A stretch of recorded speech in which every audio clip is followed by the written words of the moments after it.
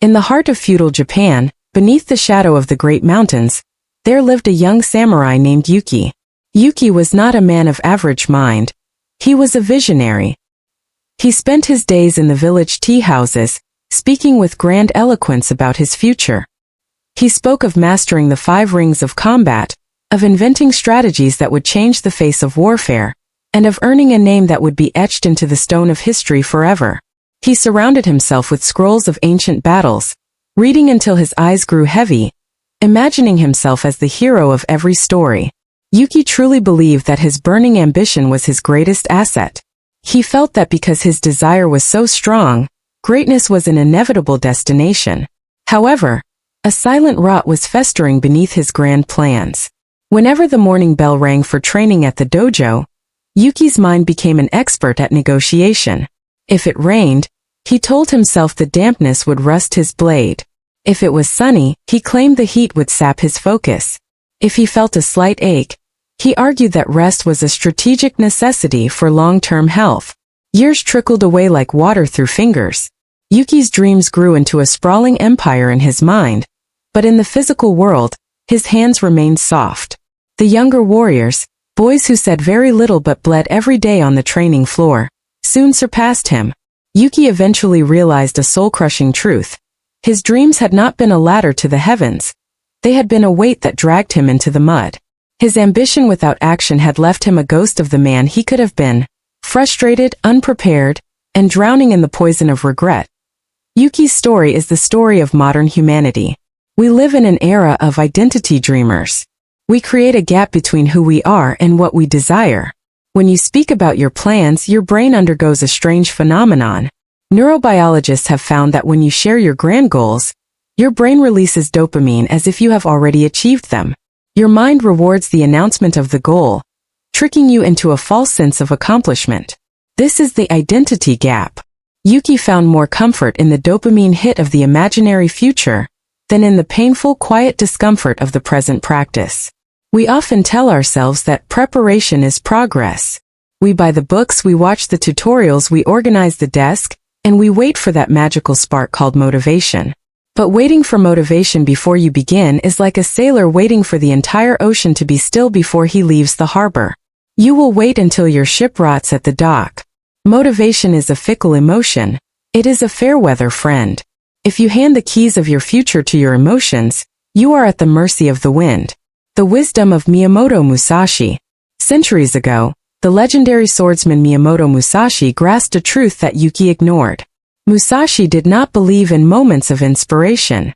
He was a man of the rhythm. He understood that greatness is not a sudden explosion of light, but the slow, steady burn of a candle. He devoted himself to the quiet rhythm of repetition. The samurai were known for dramatic battles, but those battles were won months earlier in the silence of the morning. They did not train when they felt ready. They trained because training was their way of life. Bushido. Musashi famously said, "Underlining everything is the need to be decisive." He knew that the smallest step carried more power than the grandest unexecuted plan. In the samurai tradition, there is a concept often associated with the path of mastery. Kaizen no Mi, the way of small, relentless improvements. Consider a student who feels the heavy cloak of laziness. Instead of trying to master the entire sword in a day, he commits to practicing a single strike 100 times every morning. His peers might laugh. They are busy discussing complex maneuvers they haven't tried yet. They call his effort useless and tiny. But as the seasons change, a miracle occurs. That single movement becomes part of his DNA. It becomes automatic. His grip thickens, his eyes sharpen, and his spirit hardens. Months later, he has a foundation of steel. When the time comes to learn advanced techniques, he absorbs them with ease.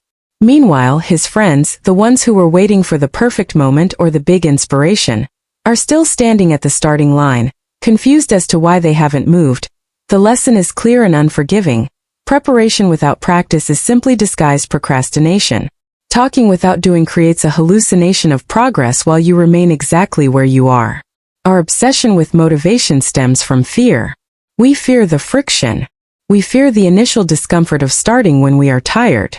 We fear the resistance of continuing when the results aren't immediate. But discipline is not the absence of these feelings. It is the act of moving through them. As the great teacher Yagyu Munenori once said, "The sword that waits for perfect conditions never leaves its sheath. If you wait for the stars to align, you will die waiting." True strength is the ability to act when conditions are hostile. It is the ability to look at your laziness, acknowledge it, and then pick up your sword anyway. The samurai had a mantra that we must adopt. I am not governed by my feelings. I am guided by my commitments. To break the cycle of laziness, you must embrace a profound simplicity. Kill the announcement. Stop talking about what you are going to do. Let your results speak for you. Embrace the insignificant. Start with actions so small they seem trivial. If you want to write a book, write one sentence. If you want to be fit, do one push-up. Trust habits, not hearts. Your heart will tell you to stay in bed. Your habits will tell you to get up. Build the habit and the habit will build you. Action first, flame second. Do not wait for the spark. Strike the flint through action, and the flame of motivation will eventually follow. Strength is not saying, I feel like doing this. Strength is saying, I will do this whether I feel like it or not. You have the power to bridge the gap between wanting and doing. You have the power to shape your life. Do not let your dreams become your trap. Pick up your sword. Begin now.